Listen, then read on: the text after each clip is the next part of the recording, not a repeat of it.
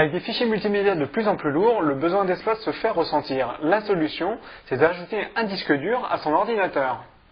Alors, première étape, il faut tout d'abord débrancher son ordinateur et ouvrir la machine. Il existe deux types de disques durs, les disques durs de type SATA et les disques durs IDE qui sont facilement reconnaissables avec ce long branchement. Un disque dur de type IDE se connecte sur une nappe qui permet de relier le périphérique à la carte mère de l'ordinateur. Donc pour brancher le disque dur, soit vous utilisez la nappe qui est déjà présente ainsi que l'emplacement disponible, sinon vous rajoutez une nouvelle nappe que vous branchez sur la carte mère.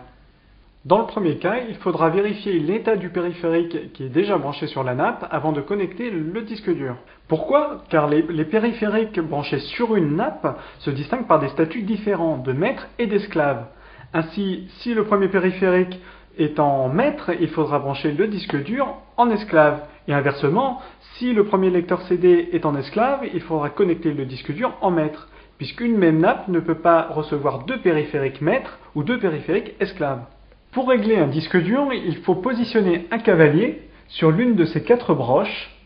Il faut suivre pour cela le schéma qui est indiqué sur le disque, qui représente les quatre broches, ainsi que le cavalier.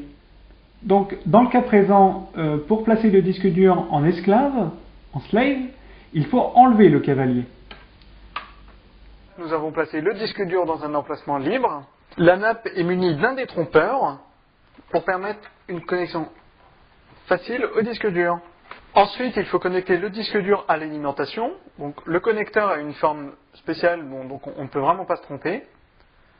Pour finir, il faut activer le disque dur afin qu'il soit reconnu par l'ordinateur.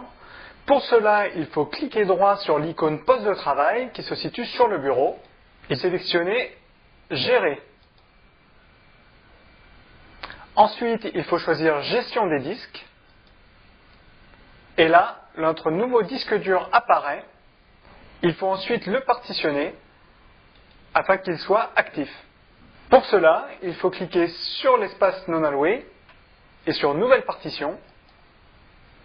Et l'assistant de création d'une nouvelle partition se lance. Il faut conserver les réglages par défaut en cliquant sur Suivant.